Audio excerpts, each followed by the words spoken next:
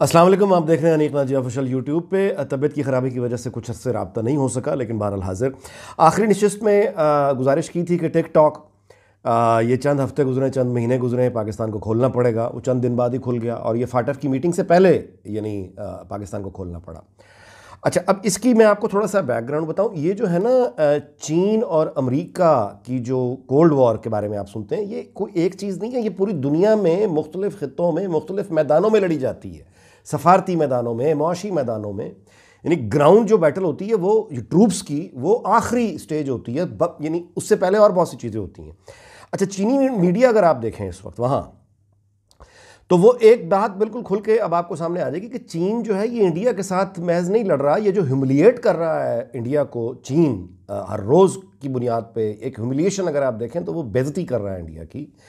उसकी पीछे जो है पैगाम वो सिर्फ इंडिया की नहीं कर रहा, वो उधर जापान से लेके ऑस्ट्रेलिया, फिर यानी यूरोप का वो हिस्सा जो अमेरिका के साथ, और फिर खुद अमेरिका, ये उन तमाम को बता रहा है कि तुम लोग सारे मिलके मेरे नेबरहुड में ये जो इंडिया को खड़ा कर रहे हो ना मेरे सामने, अब मैं इसकी बेइज्जती कर रहा हूँ और तुम ये सारे मिलके देखोगे। इसे खड़ा कर रहे थे तुम मेरे सामने।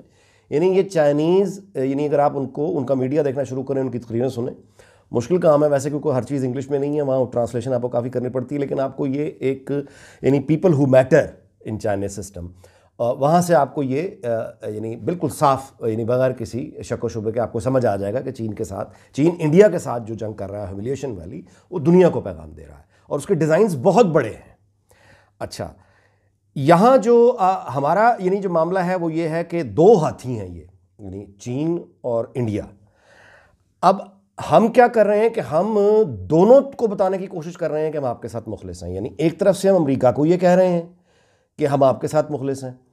ज़ाहिर है कि फाटफ का मामला जुड़ा है, वर्ल्ड बैंक है, IMF है, हमें अपनी इकॉनमी चलानी है, माशी तौर पे हम, यानी अब क्या बताऊँ आपको। तो एक तरफ से अमेरिका को हम खुश यानी रख रहे हैं, दूसरी तरफ हम चीन को भी यानी कहते हैं चीन अपना यार है, उसके बगैर तो हम यानी रह नहीं सकते। भारत के साथ वो हम यानी करतारपुर आपने देख लिया, हम खोल के देख चुके हैं, वो सारा पिछले 2 साल में जो कुछ हमने कलाबाजियाँ लगाई हैं आपके सामने, नतीजा भी उसका सामने। तो अब ये है वो हालात, यानी अफगानिस्तान से अमेरिका गया नहीं है, बैठा हुआ है। इंडिया, उन्होंने अभी अपनी 2 सेक्रेटरी भेजे हैं, यानी सेक्रेटरी स्टेट और दूसरा यानी सेक्रेटरी डिफेंस, और ये आउट गोइंग अमेरिकन एडमिनिस्ट्रेशन है, इलेक्शन है वहाँ। तो इसका मतलब ये है कि ये उनकी स्टेट पॉलिसी, 2 अहम तरीन वजीर दिल्ली आके इंडिया के साथ दिफाई मुआहदे पे दस्तखत करके गए हैं कि उनकी जो इंटेलिजेंस, यानी उनकी जो IT यानी जो टेक्नोलॉजी है, सैटेलाइट टेक्नोलॉजी है अमेरिका की, वो इंडिया के साथ जब शेयर करेंगे तो इंडिया बहुत एक्यूरेट हो जाएगा अपने यानी हदफ बनाने के लिए, मिसाइल जहाँ मारना चाहेगा उसकी एक्यूरेसी इंडिया की बहुत आ जाएगी। आगे टेक्निकल डिटेल्स हैं। तो अब सूरत हाल हमारी ये है जनाब कि यानी एक तरफ चीन अमेरिका, यानी ये ब्लॉक्स हैं, इंडिया को वो यानी गुजारिश आपसे कर दी है, हम दोनों को खुश करने की कोशिश कर रहे हैं, और साथ जो इंडिया है उसके साथ यानी हमारी जो अमन की, अब ये आप देख लें कि हालात हैं। और इसमें हमारे जो यानी कारकर्दगी है वो ये है कि पहले अयाज सादिक साहब ने जो कुछ नेशनल असम्बली में फरमाया कि पसीने आ रहे थे, वो इस बयान को इंडियन मीडिया ने लेके जो वहाँ पे कश्मीरियों के साथ की है, और जो मुसलमानों के साथ जो वहाँ मुसलमानों के लिए आवाज़ उठाते हैं कश्मीर के, यानी जो होने वाले जुल्म पे भारत में जो लोग आवाज़ उठा रहे थे, खुद हिंदू थे या सिख थे, उनके साथ जो उन्होंने बुरी की है वो अपनी जगह पे, बल्कि वो यहाँ तक चले गए हैं कि उन्होंने बुला के ये कहा, कश्मीरियों को बुला के वो ये कह रहे हैं, इंडियन ऑक्युपाइड कश्मीरी के लीडरों को, कि वो जो वहाँ पाकिस्तानी को तो उनको तो पसीने आते हैं, वो उनका तो टांगें काँपती हैं, तुम इन पे जो है भरोसा करते हो, और वगैरह वगैरह। और अब हमें तो बल्कि उन कश्मीरियों की जान छुड़ानी है जो पाकिस्तान के कब्जे में, वहाँ ये गुफ्तगू हो रही है। और इस गुफ्तगू में फवाद चौधरी का ये बॉम्बशेल कि जी पुलवामा में घुस के पाकिस्तान ने मारा और ये तो सबकी फतह है, इस पर तो सीधा सीधा जाहिर है कि वो ये कह रहे हैं कि ये एडमिशन है कि पाकिस्तान एक टेररिस्ट स्टेट है। अच्छा, अब वहाँ पे ना सिर्फ ये कि भारतीय जो वज़ीर आज़म है मोदी, उसको पहले भी खैर कोई इतनी अपोजिशन नहीं थी पाकिस्तान के हवाले से, लेकिन अगर कोई थी भी अपोजिशन पाकिस्तान पर अटैक के हवाले से या पाकिस्तान की तरफ से वॉर मॉन्गरिंग, मतलब वहाँ इंडिया में जो लोग ये कह रहे थे अपोजिशन, कांग्रेस मेनली, कि पाकिस्तान का जो है मोदी ये हवा सिर्फ बिला वजह खड़ा कर रहा है क्योंकि नाकामियाँ दूसरी हैं, ये अपनी नाकामियों पर पर्दा डालने के लिए पाकिस्तान की बात करता है, पाकिस्तान तो हमसे जंग नहीं चाहता, यानी वो आवाज़ें जो भारत में उठ रही थी, वो फवाद चौधरी के इस बयान ने उन सबको खामोश करा दिया है। और अब भारतीय वज़ीर आज़म जो है मोदी, उसको हर तरह का अखलाकी एक और सियासी जवाज़ मिल गया है कि वो पाकिस्तान पर यानी कोई एडवेंचर बेस्ड एडवेंचर करे।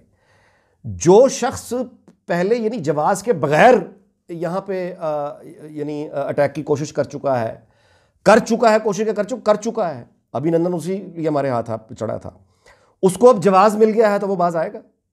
अच्छा, इससे आगे चलें, यानी अगर भारत के साथ खुदा न खास्ता हमारी जो डिपेंडेंस है, जहाँ तक मैंने मालूम किया है, यानी अपने तौर पे जहाँ तक मेरी पहुँच है, हमारी डिपेंडेंस चाइना पर बहुत ज़्यादा है। यानी हमारा ख्याल ये है कि अगर इंडिया जो है वो कश्मीर से आगे हट के, जैसा कि उनके एयरफोर्स चीफ ने कहा था कि पाकिस्तान के मेन लैंड में अगर कहीं आने की कोशिश करता तो वहाँ भी चीन आएगा। मैं फ्रैंकली ये समझने से कासिर हूँ कि चीन एक हद से आगे बढ़ के वो पाकिस्तान की को अगर यानी चीनी फ़ौजी जो है वो सीने पे गोली खाएगा। हमारा फ़ौजी तो ज़ाहिर है कि हम मुसलमान हैं, हमें तो शहादत का एक वो सामने नज़र आता है, फिर उससे जुड़ी मज़ीद ज़िंदगी नज़र आती। चीनी फ़ौजी को तो ये मामला नहीं है, वो तो उसके लिए जान बहुत ज़्यादा, मतलब एक मुसलमान के नज़दीक उनकी यानी उसको तो मौत के बाद कुछ नहीं, उसका आमतौर पर यकीन नहीं है कि कोई ज़िंदगी होती है।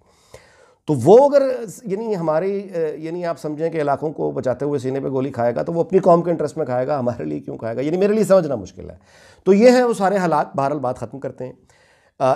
अगर भारत पाकिस्तान के ख़िलाफ़ कोई एडवेंचर करता है तो इस बड़ी गेम में जो चीन और इंडिया की है, उसमें चीन ज़ाहिर है पाकिस्तान को अपने चूँकि ब्लॉक में है तो वो एक डिफेंड करेगा जहाँ तक भी वो करेगा। लेकिन अगर ये अफ़गानिस्तान से भी शुरू हो गया, अमेरिका से, यानी वहाँ से भी कुछ शरारत शुरू हो गई जब भारत ने की, तो फिर चीन कहाँ कहाँ जाके हमें बचा सकता है, यानी किस तरह की मदद दे सकता है हमारी अपने। अच्छा, अब हम यहाँ पे अगर इस तरह के हालात में हम यानी जो फंसे हुए हैं ऑलरेडी, भाग तो नहीं सकते, तो इन हालात में हमारी क़यादत और हमारी हुकूमत, आप इसका यानी मुझे कोई तबसरा करने की ज़रूरत नहीं है, कौन सा वो तबका है इस वक्त हमारे यहाँ जो एक दूसरे के ख़िलाफ़ नहीं, कौन सी वो क्लास है जो एक दूसरे को गाली नहीं दे रही, किसने किसका गिरेबान इस वक्त नहीं पकड़ा हुआ।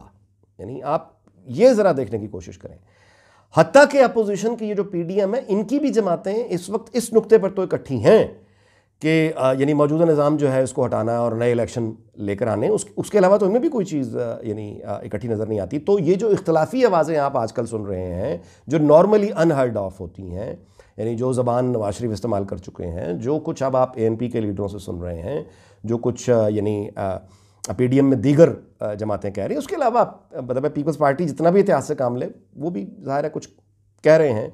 ऊपर से एक केस बिल्डअप हो रहा है कम से कम मीडिया में पाकिस्तान के ख़िलाफ़। इस IG सिंध के वाक़े के बाद वो केस आप जानते हैं कि मतलब भारत में उन्होंने कहा कि सिविल वॉर शुरू हो गई है वगैरह। तो ये हैं वो हालात। अब इनमें हमारी अपनी जो आप कहिए फोकस इन चैलेंजेस से निपटने का कितना है, आप खुद अंदाज़ा लगाइए। मौजूदा निज़ाम जो हुकूमत है, इसको आप जो मर्ज़ी नाम दें, जमहूरियत कह लीजिए, वन पेज कह लीजिए, ये अब तक कितना कामयाब रहा है पाकिस्तान की खारजा पॉलिसी, सऊदी अरब उसका सबूत है, अमारात उसका सबूत है। सऊदी अरब ने 20 रियाल का भी एक नया नोट जारी किया है जिसमें उसने दुनिया का नक्शा पीछे शाया किया, उसमें कश्मीर सारे का सारा और गिलगित बल्तिस्तान उन्होंने पाकिस्तान और इंडिया दोनों के उससे बाहर दिखाया। पॉलिटिकल मैप उनका कह लीजिए कि उन्होंने इंडिपेंडेंट दिखाया दोनों, यानी उस तरह का कश्मीर भारत का भी और हमारी तरफ का भी, और साथ गिलगित बल्तिस्तान भी।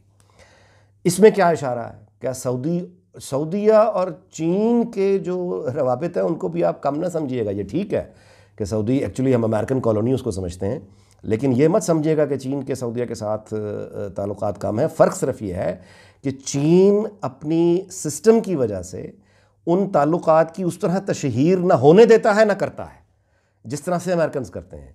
ये इसकी मिसाल ये है कि यानी मैं अक्सर दोस्तों को दिया करता हूँ, वो ये है कि जो दुनिया में अगर कोई इंटेलिजेंस यानी स्टेट कंट्रोल जो सोसाइटी होती है उसकी सबसे बड़ी मिसाल खुद चीन है। दुनिया की सबसे बड़ी आबादी और अथॉरिटेरियन रूल, आप अंदाज़ा लगा सकते हैं कि कितना बड़ा इंटेलिजेंस नेटवर्क होगा उनका। और उनके जो इंटरेस्ट हैं वो वेनेजुएला से लेकर फैले हुए हैं टोक्यो तक।